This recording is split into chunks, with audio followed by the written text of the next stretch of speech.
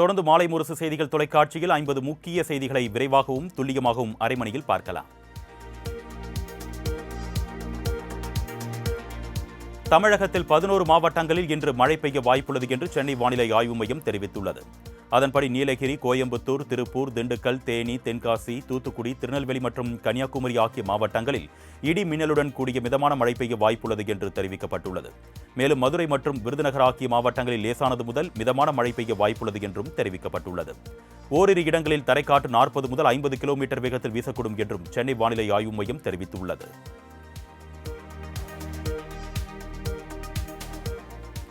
தொடர் கனமழையால் கன்னியாகுமரி மாவட்டம் நாகர்கோவிலில் மக்களின் இயல்பு வாழ்க்கை கடுமையாக பாதிக்கப்பட்டுள்ளது. வங்கக்கடலில் உருவாகியுள்ள புதிய காற்றழுத்த தாழ்வு மண்டலம் காரணமாக கன்னியாகுமரி மாவட்டத்தில் தொடர்ந்து கனமழை பெய்து வருகிறது. அந்த வகையில் நாகர்கோவில் சுற்றுவட்டார பகுதிகளில் பெய்து வரும் தொடர் கனமழையால் வாகன ஓட்டிகள் கடும் இன்னலுக்கு உள்ளாகினர். பலத்த காற்றால் மின்வெட்டும் ஏற்பட்டிருப்பதால் நாகர்கோவில் பகுதியில் மக்களின் இயல்பு வாழ்க்கை முடங்கியுள்ளது.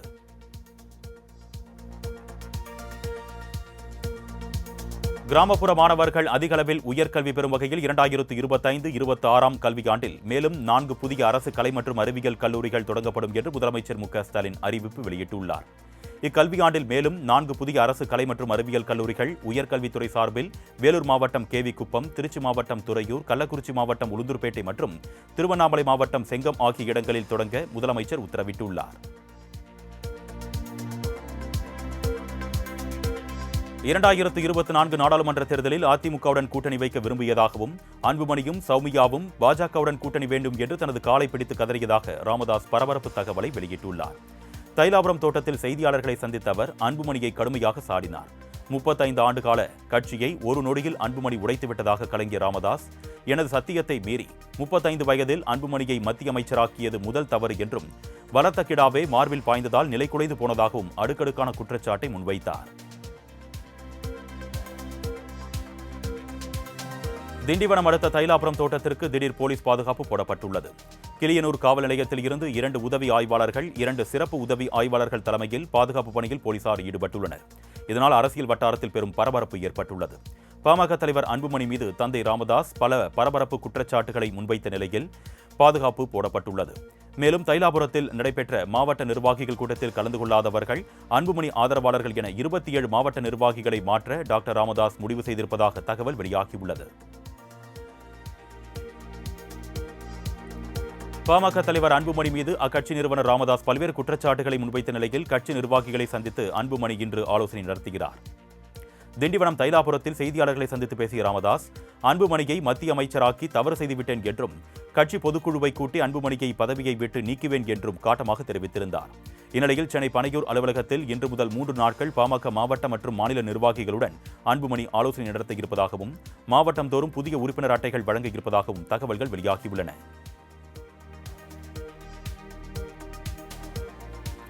அன்புமணி தலைமையில் நடைபெறும் ஆலோசனைக் கூட்டத்தில் கலந்து கொள்வீர்களா என்ற கேள்விக்கு பாமக தலைவர் கௌரவ தலைவர் ஜி.கே. மணி மழுப்பலாக பதிலளித்து சென்றார். திண்டிவனம் அடுத்த தைலாபுரத்திற்கு வருகை தந்த கட்சியினருடைய கௌரவ தலைவர் ஜி.கே. மணி சுமார் 1 மணி நேரம் ராமதாசுடன் ஆலோசனையில் ஈடுபட்டு வெளியில் வந்தார். அப்பொழுது சென்னையில் அன்புமணி கூட்டிய ஆலோசனைக் கூட்டத்தில் கலந்து கொள்வீர்களா என்று செய்தியாளர்கள் கேள்வி எழுப்பிய போது அது குறித்து எந்த தகவலும் தனக்கு வரவில்லை என்றும் அந்த கூட்டத்தில் கலந்து கொள்ளவில்லை என்றும் பதிலளித்தார்.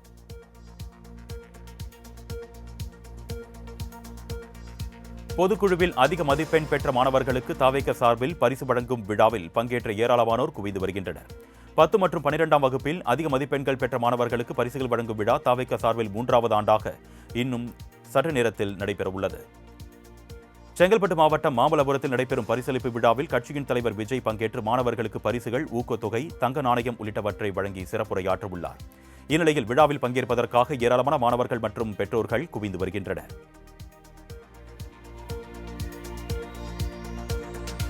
தங்களுக்கு ராஜ்யசபா எம்பி சீட் தர வேண்டும் என்பது அதிமுகவின் கடமை என்று தேமுதிக பொதுச் செயலாளர் பிரேமலதா விஜயகாந்த் தெரிவித்துள்ளார்.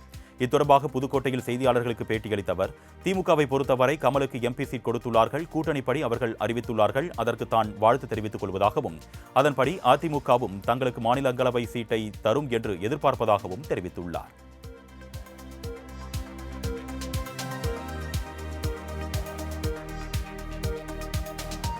2026ஆம் ஆண்டு சட்டமன்ற தேர்தலையொட்டி நடிகர் விஜயின் தமிழக வெற்றிக் கழகம் சார்பில் 234 தொகுதிகளுக்கும் தற்காலிக வேட்பாளர்களை தேர்வு செய்யும் பணியை தொடங்கியிருப்பதாக தகவல் வெளியாகியுள்ளது. அதன்படி தொகுதிக்கு 3 நபர்களிடம் இருந்து விவரங்கள் சேகரிக்கப்படுவதாகவும் அவர்களின் பின்புலம் என்ன, தொகுதியில் பெரும்பான்மையாக உள்ள சமூகம், தேர்தல் செலவு செய்ய இயலுமா, தனிநபர் செல்வாக்கு என்ன என்பது குறித்த விவரங்கள் சேகரிக்கப்பட்டு வருவதாக தகவல் வெளியாகியுள்ளது.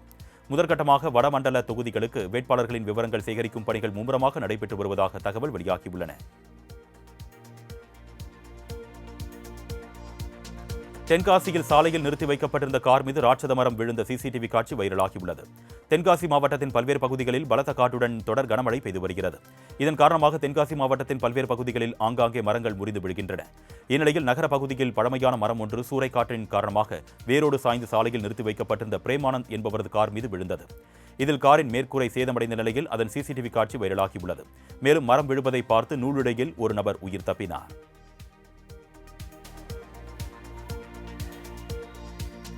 கனமழை காரணமாக செங்கோட்டை அருகே உள்ள குண்டாறு அணை முழு கொள்ளளவை எட்டி நிரம்பி வழிகிறது.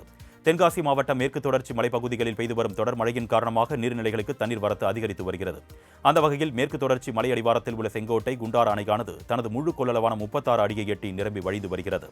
இதனால் ஆயிரக்கணக்கான ஏக்கர் விவசாய நிலங்கள் பாசன வசதி பெறும் என்பதால் அப்பகுதி விவசாயிகள் மகிழ்ச்சி அடைந்துள்ளனர்.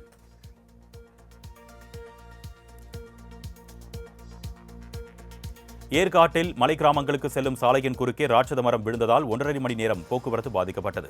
ஏற்காட்டில் கடந்த 5 நாட்களாக தொடர்ந்து பனிமூட்டம் மற்றும் மழை பெய்து வருகிறது.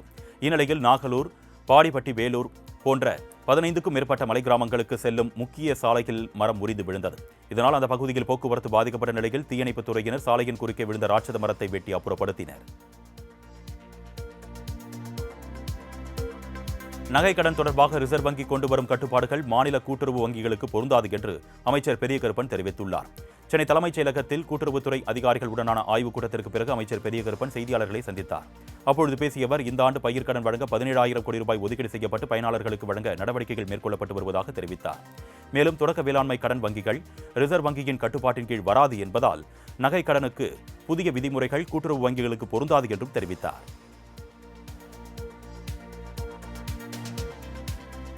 7வது மாநில நிதி ஆணையத்தினை அமைத்து தமிழக அரசு உத்தரவிட்டுள்ளது. ஓய்வு பெற்ற IAS அதிகாரி அலாவுதீன் தலைமையில் 6 பேர் கொண்ட குழு அமைக்கப்பட்டுள்ளது. இந்த நிதி ஆணையமானது நகர்ப்புற மற்றும் உள்ளாட்சி அமைப்புகளின் நிதி நிலைமை குறித்து ஆய்வு செய்து மாநில அரசு வழங்கிட வேண்டிய நிதி பகிர்வு குறித்து உரிய பரிந்துரை வழங்கும் என்று தமிழக அரசு தெரிவித்துள்ளது. மேலும் 2027ஆம் ஆண்டு முதல் தேதியில் இருந்து தொடங்கி 5 ஆண்டுகளுக்கு பொருந்தும் வகையில் 2026ஆம் ஆண்டு ஆகஸ்ட் 31ஆம் தேதிக்குள் நிதி ஆணையம் தனது அறிக்கையை தமிழக அரசுக்கு வழங்கும் என்றும் தெரிவிக்கப்பட்டுள்ளது. பாஜகவின் அடிமையாக அதிமுக மாறிவிட்டதாக MP மாணிக்கம் தாகூர் தெரிவித்துள்ளார். மதுரை மாவட்டம் கள்ளிக்குடியில் நடைபெற்ற உழவரை தேடி வேளாண்மை திட்டத்தின் காணொலி காட்சியில் கலந்து கொண்ட பின் செய்தியாளர்களுக்கு பேட்டியளித்த அவர், சீட் விவகாரத்தில் அமித்ஷா சொல்வதையே பழனிசாமி நிறைவேற்றுவார் என்றார். நகைக்கடன் விவகாரத்தில் மத்திய அரசின் இந்த நடவடிக்கைக்கு எடப்பாடி பழனிசாமியும் ஒரு காரணம் என்றும் குற்றம் சாட்டினார். மொழியை பற்றி அரசியல்வாதிகளோ நடிகர்களோ பேசக்கூடாது, அறிஞர்கள் தான் பேச வேண்டும் என்றும் மாணிக்கம் தாகூர் கூறினார்.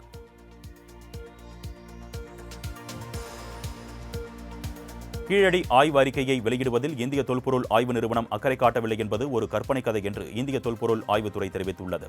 கீழடி அகழாய்வு குறித்து அறிக்கையில் திருத்தம் கேட்பது வழக்கமான நடைமுறைதான் என்றும் அகழாய்வு செய்த இடங்களின் அறிக்கைகளை மத்திய தொல்லியல் துறை தொடர்ந்து வெளியிட்டு வருவதாகவும் மத்திய அரசு தெரிவித்துள்ளது. மேலும் அறிக்கைகளுக்கு முறையாக ஆய்வு, திருத்தம், சான்று, வாசிப்பு, வடிவமைப்பு தேவை என்றும் கீழடி அறிக்கையை வெளியிட ஆர்வம் காட்டவில்லை என்று கூறுவது ASIயை மோசமாக சித்தரிக்கும் நோக்கம் என்றும் மத்திய அரசு விளக்கம் அளித்துள்ளது.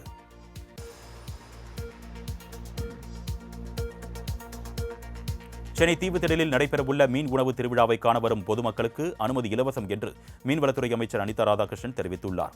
தீவுத்திடலில் அமைக்கப்பட்டுள்ள மீன் உணவு திருவிழா அரங்கத்தை அமைச்சர்கள் அனிதா ராதாகிருஷ்ணன் மற்றும் சேகர்பாபு ஆகியோர் நேரில் ஆய்வு செய்தனர்.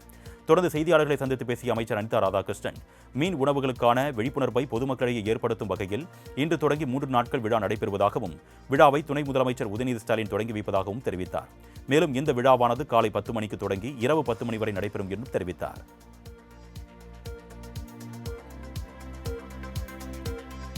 திருவள்ளூர் மாவட்டத்தில் ஊராட்சிகளுக்கு தான் உள்ளாட்சி நிர்வாகிகள் பதவிக்காலம் முடிந்தது, நகராட்சிக்கு முடியவில்லை என்று கமிஷனரிடம் மனு அளிக்க வந்த புரட்சி பாரதம் கட்சியின் தலைவரின் குழப்பத்தால் அங்கு சிறிது நேரம் சலசலப்பு ஏற்பட்டது.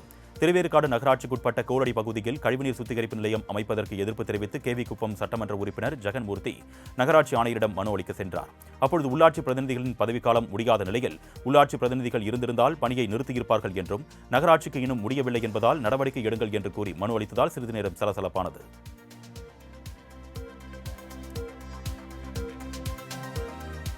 தமிழக அரசு பேருந்து கட்டணத்தை உயர்த்தாமல் தேர்தலை சந்திக்க வேண்டும் என்று காங்கிரஸ் எம்பி கார்த்தி சிதம்பரம் கோரியுள்ளார். புதுக்கோட்டையில் பேட்டியளித்த அவர் தமிழக அரசு பேருந்து கட்டணத்தை உயர்த்தும் முடிவை கைவிட வேண்டும் என்றார். மேலும் அனைத்து மொழிகளுமே சிறப்பானது என்று கூறியவர் 100 நாள் வேலை திட்டத்தில் நிதியை குறைத்திருப்பது குறித்து நாடாளுமன்றத்தில் கேள்வி எழுப்பப்படும் என்றார். தங்க நகை கடன் வாங்குவதற்கு மத்திய அரசு அறிவித்துள்ள நடைமுறைகள் அபத்தமானது என்றும் கார்த்தி சிதம்பரம் கண்டனம் தெரிவித்தார். பாட்டாளி மக்கள் கட்சியில் நடப்பது குடும்ப பிரச்சினை, அது குறித்து கருத்து கூற விரும்பவில்லை என்றும் அவர் கூறினார்.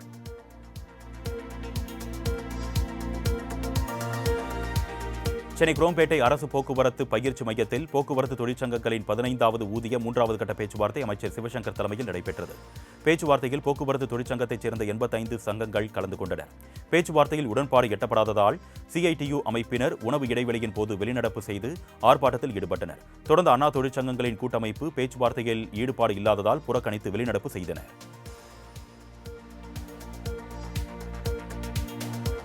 கன்னியாகுமரி மாவட்டத்தில் கண்டெய்னர் மற்றும் ரசாயன பொருட்கள் கரையை ஒதுங்குவது குறித்து அச்சப்பட தேவையில்லை என்று அமைச்சர் மனோ தங்கராஜ் தெரிவித்துள்ளார். திருவட்டாரில் கட்டப்பட்டுள்ள புதிய பேருந்து நிலையத்தை முதலமைச்சர் மு க ஸ்டாலின் காணொலி காட்சி மூலம் திறந்து வைத்தார். நிகழ்ச்சியில் கலந்து கொண்ட அமைச்சர் மனோ தங்கராஜ் செய்தியாளர்களை சந்தித்து பேசினார். கன்னியாகுமரி மாவட்ட பகுதிகளில் பொருட்கள் கரை ஒதுங்குவது குறித்து கடல் இயல் வல்லுநர்கள் மற்றும் துறை சார்ந்த அதிகாரிகளுடன் ஆலோசனை நடத்தி கழிவுகள் அகற்றப்பட்டு வருவதாக கூறினார்.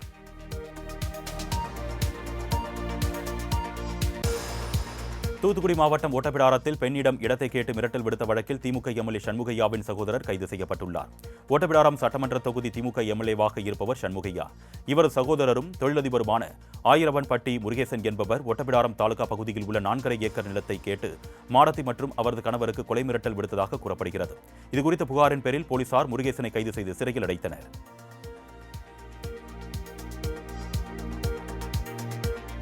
கன்னியாகுமரி கடற்கரையில் தடையை மீறி பாறைகள் மீது ஏறி சுற்றுலா பயணிகள் செல்ஃபி எடுத்துள்ளனர்.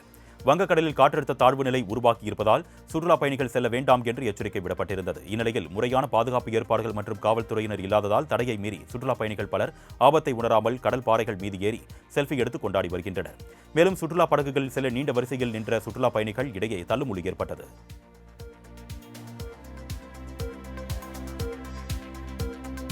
சோழவரம் அருகே சுத்தமான குடிநீர் வழங்க வலியுறுத்தி நடைபெற்ற ஆர்ப்பாட்டத்தின் போது கிராம மக்கள் கொண்டு வந்த குடிநீரை கண்டு அதிகாரிகள் அதிர்ச்சி அடைந்தனர்.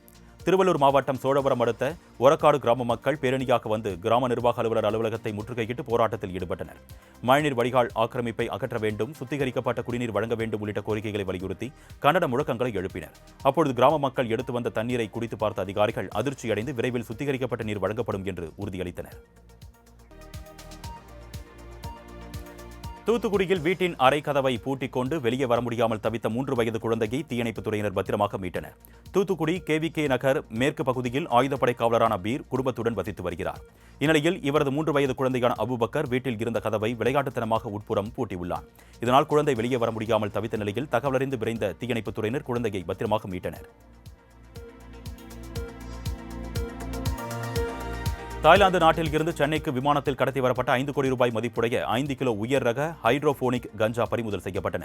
விமானத்தில் கஞ்சாவை கடத்தி வந்த பயணியை சுங்கத்துறை அதிகாரிகள் கைது செய்து விசாரணை மேற்கொண்டுள்ளனர். சென்னை விமான நிலையத்தில் அடுத்தடுத்து 2 தினங்களில் 6 கோடி ரூபாய் மதிப்புடைய 6 கிலோ ஹைட்ரோபோனிக் கஞ்சா பறிமுதல் செய்யப்பட்டு கடத்தல் பயணிகள் 2 கைது செய்யப்பட்டுள்ளனர் என்பது குறிப்பிடத்தக்கது. கைது செய்யப்பட்ட 2 பேரையும் நீதிமன்றத்தில் ஆஜர்படுத்தி சுங்கத்துறை அதிகாரிகள் சிறையில் அடைத்தனர்.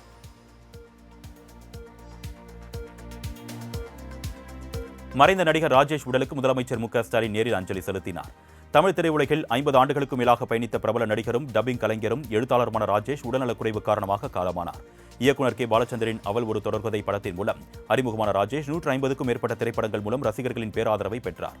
அவரது உடலுக்கு விடுதலை சிறுத்தைகள் கட்சித் தலைவர் திருமாவளவன், நடிகர்கள் சத்யராஜ், MS பாஸ்கர், பார்த்திபன், வையாபுரி உள்ளிட்டோர் அஞ்சலி செலுத்தினர். இந்நிலையில் ராஜேஷ் மறைவுக்கு நடிகர் ரஜினிகாந்த் உள்ளிட்ட திரையுலகினர் இரங்கல் தெரிவித்துள்ளனர். திண்டுக்கல் மாவட்டம் வத்தலகுண்டு அருகே குடிநீர் திறந்துவிடும் ஆபரேட்டர் மீது நடவடிக்கை எடுக்க கோரி ஊராட்சி ஒன்றிய அலுவலகத்தில் கிராம மக்கள் புகார் அளித்தனர். எழுவனம்பட்டி ஊராட்சியில் உள்ள கடம்பனூர் கிராமத்தில் குடிநீர் திறந்துவிடும் ஆபரேட்டராக பணியாற்றி வருபவர் ராமன். இவர் முறையாக தண்ணீர் திறந்து விடுவதில்லை என்று புகார் எழுந்துள்ளது. இதுகுறித்து கேட்ட அப்பகுதி மக்களிடம் தகராறில் ஈடுபட்ட ராமன் தண்ணீரில் விஷம் கலந்து விடுவேன் என்று மிரட்டியதாக கூறப்படுகிறது.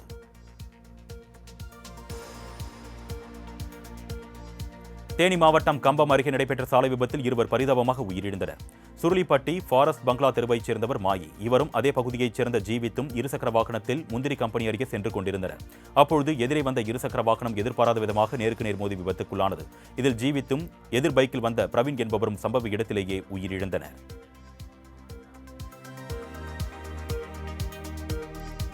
திருவள்ளூர் மாவட்டம் திருத்தணி நகராட்சியில் குளிரூட்டப்பட்ட பேருந்து நிலையம் கட்டுவதற்கு எதிர்ப்பு தெரிவித்து பெண்கள் தர்ணாவில் ஈடுபட்டனர். திருத்தணி பழைய கமலா திரையரங்கம் அருகே 23 லட்சம் ரூபாய் செலவில் குளிரூட்டப்பட்ட பேருந்து நிலையம் கட்டுவதற்கான பணிகளை நகராட்சி நிர்வாகம் தொடங்கியுள்ளது. குடியிருப்பு வீடுகள், கடைகளை மறைத்தபடி அவற்றிற்கு முன்பாக கட்டப்பட இருப்பதாக தெரிகிறது. இதற்கு எதிர்ப்பு தெரிவித்த அப்பகுதியைச் சேர்ந்த பெண்கள் சாலையில் அமர்ந்து தர்ணாவில் ஈடுபட்டனர்.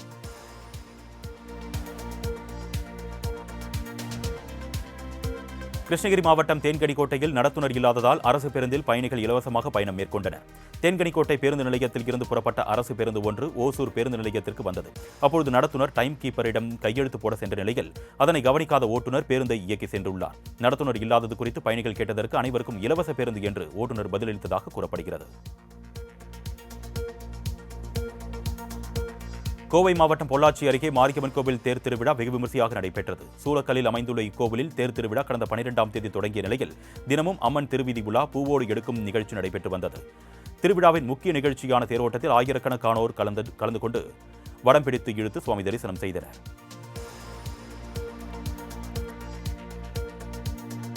சிவகாசியில் அரசு நிலத்தை ஆக்கிரமித்து கட்டப்பட்டிருந்த வீடுகள் கோவில் இடித்து அகற்றப்பட்டது. செங்கமல நாச்சியார்புரம் செல்லும் சாலையில் அரசு நிலத்தை ஆக்கிரமித்து வணிக நிறுவனங்களுடன் கூடிய விநாயகர் கோவில் கட்டப்பட்டிருந்தது. அவற்றை அகற்ற மாநகராட்சி நிர்வாகம் சார்பில் முன்னெச்சரிக்கை அறிவிப்பும் தெரிவிக்கப்பட்டும் ஆக்கிரமிப்புகள் அகற்றப்படாததால் போலீசார் உதவியுடன் மாநகராட்சி அதிகாரிகள் ஆக்கிரமிப்பு கட்டடங்களை முற்றிலும் இடித்து தரைமட்டமாக்கினர்.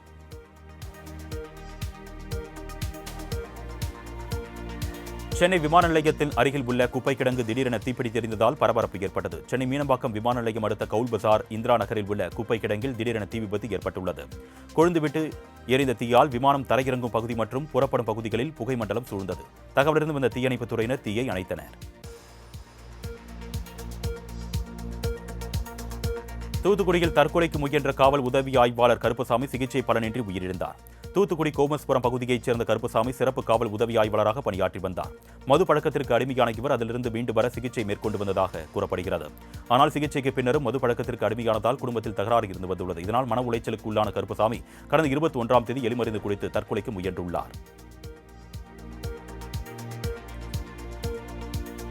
நாமக்கல் மாவட்டம் பள்ளிப்பாளையத்தில் புதிதாக கட்டப்பட்ட பாலம் எந்த பாதிப்பும் இல்லாமல் உறுதியுடன் தான் உள்ளது என்று மாவட்ட ஆட்சியர் தெரிவித்துள்ளார். நாமக்கல் மாவட்டம் பள்ளிப்பாளையத்தில் சுமார் 424 கோடி ரூபாய் மதிப்பீட்டில் புதிதாக மேம்பாலம் அமைக்கப்பட்டுள்ளது. இந்நிலையில் பாலம் தரமற்ற முறையில் கட்டப்பட்டிருப்பதாக பொதுமக்கள் மற்றும் சமூக ஆர்வலர்கள் மத்தியில் புகார் எழுந்தது.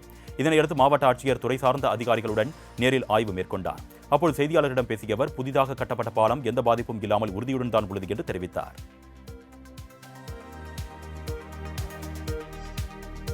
ஹிந்தி சினிமாவின் முன்னணி நடிகரான ஹிருத்திக் ரோஷன் பிரபல தயாரிப்பு நிறுவனமான ஹோம்பலே பிலிம்ஸ் தயாரிக்கும் திரைப்படத்தில் நடிக்க இருப்பதாக தகவல் வெளியாகியுள்ளது.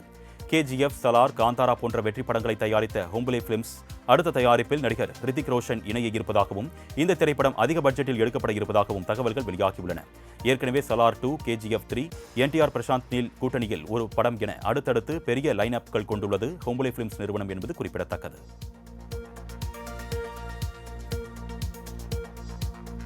திருச்சி மதுரை ரிங் ரோடு அமைக்கும் பணியில் விவசாயிகளுக்கு உரிய இழப்பீடு வழங்கவில்லை என்று குற்றம் சாட்டி விவசாயிகள் தர்ணா போராட்டத்தில் ஈடுபட்டனர். திண்டுக்கல்லில் முள்ளிப்பாடி, பெரியக்கோட்டை உள்ளிட்ட கிராமங்கள் வழியாக ரிங் ரோடு அமைக்கும் பணி நடைபெற்று வருகிறது. இந்த சாலை அமைக்கும் நிலங்களில் தங்களுக்கு ஆட்சேபனை மனு வழங்கவில்லை என்றும் இதற்கான உரிய இழப்பீடு வழங்கவில்லை என்றும் கூறி 100க்கும் மேற்பட்ட விவசாயிகள் திண்டுக்கல் கோட்டாட்சியர் அலுவலக வாயில் முன்பு தர்ணா போராட்டத்தில் ஈடுபட்டனர். திருச்சி மாவட்டம் மணிகண்டம் அருகே நடைபெற்ற ஜல்லிக்கட்டு போட்டியில் வெற்றி பெற்றவர்களுக்கு பரிசுகள் வழங்கப்பட்டது. செங்குறிச்சியில் மேடை முத்துமாரியம்மன் கோவில் திருவிழாவை முன்னிட்டு ஜல்லிக்கட்டு போட்டி நடைபெற்றது. இந்த போட்டியில் பல்வேறு மாவட்டங்களில் இருந்து 600 காளைகள் கொண்டுவரப்பட்டன. இதில் வெற்றி பெற்ற வீரர்களுக்கும் காளைகளின் உரிமையாளர்களுக்கும் பரிசுகள் வழங்கப்பட்டன. மேலும் போட்டியை ஏராளமான பொதுமக்கள் கண்டு ரசித்தனர்.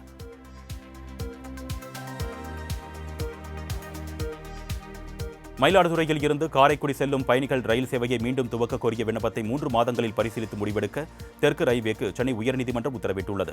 ஆன்மீக சுற்றுலா பயணிகளின் வசதிக்காக இயங்கி வரும் மயிலாடுதுறை காரைக்குடி பயணிகள் ரயில் சேவை கடந்த 2024ஆம் ஆண்டு நிறுத்தப்பட்டது. இச்சேவையை மீண்டும் தொடங்க கோரி சென்னை உயர்நீதிமன்றத்தில் வழக்கு தொடரப்பட்டது.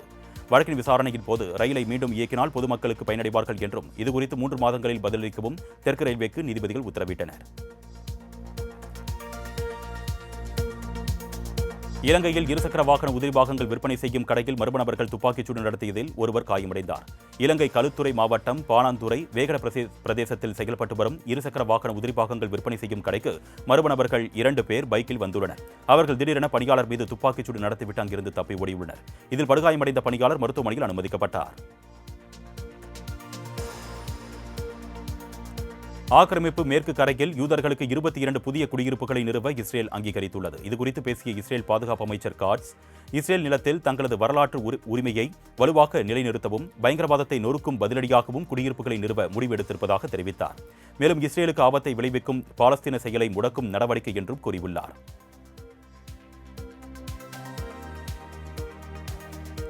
இங்கிலாந்து கிரிக்கெட் தொடரில் விளையாட உள்ள இந்திய அணியில் ஸ்ரேயாஸ் ஐயர் தேர்ந்தெடுக்கப்படாதது குறித்த கௌதம் கம்பீரின் அலட்சிய பதிலுக்கு ரசிகர்கள் கண்டனம் தெரிவித்து வருகின்றனர். அடுத்த மாதம் இங்கிலாந்துக்கு சுற்றுப்பயணம் மேற்கொள்ள உள்ள இந்திய அணி அங்கு நடைபெறும் 5 டெஸ்ட் போட்டிகள் கொண்ட தொடரில் விளையாட உள்ளது. இதற்காக இந்திய அணியில் சுப்மன் கில், ரிஷப் பந்த், KL ராகுல் உள்ளிட்டோர் தேர்வாகியுள்ள நிலையில் ரசிகர்களால் பெரிதும் எதிர்பார்க்கப்பட்ட ஸ்ரேயாஸ் ஐயர் தேர்வாகவில்லை. இதுகுறித்து செய்தியாளர் ஒருவர் எழுப்பிய கேள்விக்கு இந்திய அணியின் பயிற்சியாளர் கௌதம் கம்பீர் தேர்வுக்குழுவின் தலைவர் நான் இல்லை என்று அலட்சியமாக பதிலளித்துள்ளார். நடிகர் கமல்ஹாசன் உடனடியாக மன்னிப்பு கேட்க வேண்டும் என்றும், இல்லையெனில் அவரது அனைத்து திரைப்படங்களும் கர்நாடகாவில் தடை செய்யப்படும் என்று அம்மாநில கலாச்சாரத்துறை அமைச்சர் சிவராஜ் தங்கச்சி கூறியுள்ளார். சென்னையில் நடைபெற்ற தக் லைஃப் திரைப்பட விழாவின் போது தமிழில் இருந்து கன்னடம் பிறந்ததாக நடிகர் கமல்ஹாசன் தெரிவித்திருந்தார். இவரது கருத்துக்கு கர்நாடக முதலமைச்சர் சித்தராமையா உட்பட பலரும் எதிர்ப்பு தெரிவித்திருந்தனர். இந்நிலையில் கன்னட நிலம், நீர், மொழி பிரச்சினையில் ஈடுபட்டுள்ள எவரையும் பொறுத்துக் கொள்வது என்ற கேள்விக்கே இடமில்லை என்றும் கமல்ஹாசன் உடனடியாக மன்னிப்பு கேட்க வேண்டும் என்றும் சிவராஜ் தங்கச்சி தெரிவித்துள்ளார். கமல்ஹாசனின் வார்த்தை பூதாகரமாக்கும் சிலர் கர்நாடகாவில் முக்கிய பிரச்சினைகளின் போதெல்லாம் எங்கே சென்றார்கள் என்று கன்னட நடிகர் சிவராஜ்குமார் காட்டமாக கேள்வி எழுப்பியுள்ளார். தக் லைஃப் பட நிகழ்ச்சியில் தமிழ் மொழியில் இருந்து பிறந்ததுதான் கன்னடம் என்று கமல்ஹாசன் பேசியதற்கு கர்நாடகாவில் உள்ள அரசியல் கட்சிகள் மற்றும் கன்னட அமைப்புகள் கடும் கண்டனம் தெரிவித்தன. இந்நிலையில் கமலுக்கு ஆதரவாக பேசிய சிவராஜ்குமார், கன்னட மொழிக்கு ஆதரவாக இன்றைக்கு போராட்டத்தில் ஈடுபடும் சிலர் இதே கன்னட சினிமாவுக்கு என்ன செய்தீர்கள் என்றும் அடுக்கடுக்காக கேள்வி எழுப்பினார். தென்காசி மாவட்டம் பண்பொழி கிராமத்தில் உள்ள திருமலை குமாரசுவாமி கோவிலுக்கு நடிகர் மோகன்லால் செம்புவேல் காணிக்கை வழங்கி வேண்டுதலை நிறைவேற்றினார். பண்பொழி திருமலை குமாரசுவாமி கோவிலில் பிரபல மலையாள நடிகர் மோகன்லால் சுவாமி தரிசனம் செய்தார்.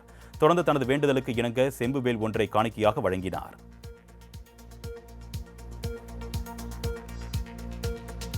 தேனியில் 3 நாட்களாக நடைபெற்ற மாநில அளவிலான கபடி போட்டியில் ஆடவர் பிரிவில் திருவாரூர் அணியும் மகளிர் பிரிவில் ஒட்டன்சத்திரம் அணியும் வெற்றி பெற்றன.